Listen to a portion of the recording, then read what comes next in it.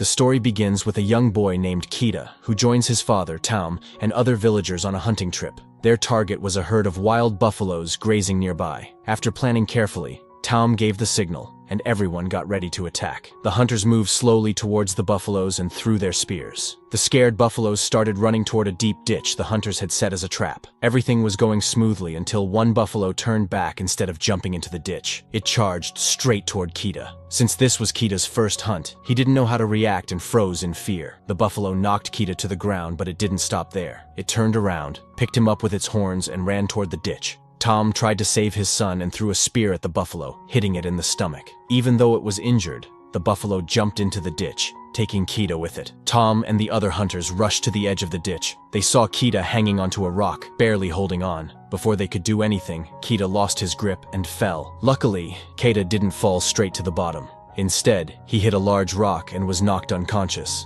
Tom wanted to climb down and rescue his son, but the other hunters stopped him. They reminded him they needed to return to the village with food before the snow began. Tom stayed near the edge all night, calling Kita's name in the hope that he was still alive. But by morning, with a heavy heart, Tom performed a farewell ritual for his son and left with the group. However, Kita was not dead. After some time, a vulture flew toward him, thinking he was easy prey, but Kita quickly pushed it away. As he looked around, he realized he was trapped on the rock with no one to help him. Scared but determined, he decided to climb down. While climbing, his foot slipped, but he held on just in time. Below, rain had filled the ditch, turning it into a river. Realizing this was his only chance to escape, Kita gathered his courage and jumped into the water. The next morning, he woke up on a riverbank. When he tried to stand, he felt a sharp pain in his foot. Taking off his shoe, he saw his foot was badly injured, likely dislocated. With no one around to help and the wilderness all around him, Kita knew he would have to fight to survive. Kita quickly supported his injured foot using 2 stones, setting the dislocated bone back in place. To strengthen his shoe, he tied a wooden stick around it.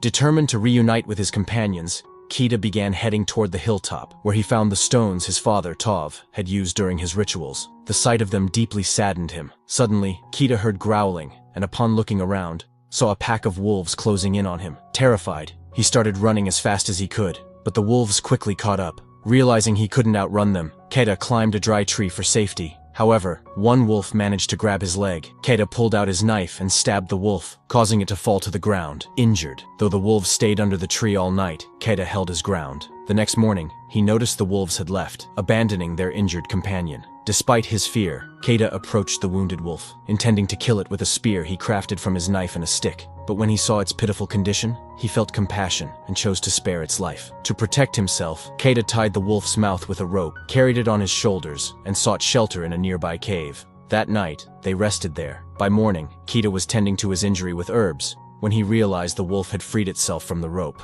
The wolf growled at him, baring its teeth, but Kita remained calm. Slowly, he offered the wolf water. At first, the wolf resisted, but Kita's calm behavior reassured it, and it finally drank. Kita began caring for the wolf, even removing the insects from its wound and feeding them to the wolf. They both needed food to survive, so Kita hunted a rabbit the next day. When he brought it back and tried to cook it, the wolf attempted to snatch it. However, Kita knew he had to assert dominance. To show his strength, he scared the wolf away and pretended to chew the raw rabbit himself. The wolf, intimidated, sat quietly. After cooking the rabbit, Kita shared some with the wolf, but he made it clear that the wolf needed his permission to eat. Over the next few days, Kita regained his strength and decided it was time to return home before the harsh snowfall began. Knowing the wolf belonged in the wild, he urged it to find its pack and stay behind. But as Kita started his journey, the wolf began following him at a distance. Frustrated, Kita threw a stick toward the wolf to chase it off. Instead of running away, the wolf picked up the stick and playfully ran ahead of Kita. Before Kita could make sense of the wolf's behavior, he spotted a group of wild boars nearby.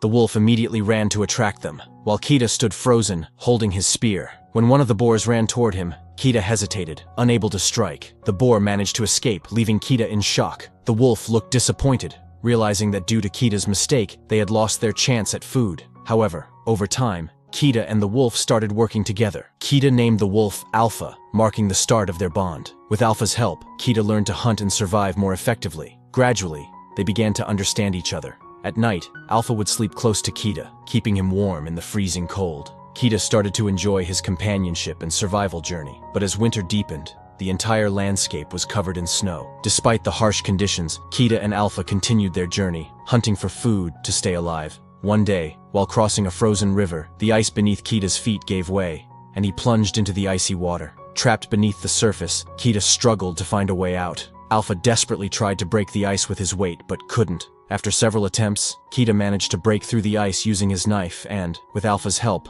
climbed out of the freezing water. The next day, Kita spotted a man sitting outside a tent and felt a surge of hope. However, as he approached, he realized the man had frozen to death. Searching the tent for food, Kita found nothing useful. Though disheartened, he remained determined to reach his family. Kita and Alpha resumed their journey but soon faced a new threat, a snowstorm approaching from one side and hunting dogs chasing them from the other. Thinking quickly, Kita led Alpha toward a nearby cave. They barely made it inside as the storm engulfed the area, leaving the dogs trapped outside. Inside the cave, Kita thought they were safe, but Alpha remained alert, staring at the cave wall. Suddenly, a black leopard appeared, attacking without warning. Alpha immediately jumped in to protect Kita, starting a fierce fight. Kita was terrified, but he realized that if he didn't act, Alpha wouldn't survive. Gathering all his courage, Kita shot an arrow at the leopard, which fell to the ground. Alpha, injured but alive, freed himself from the leopard's grasp and limped toward Kita before collapsing. Kita,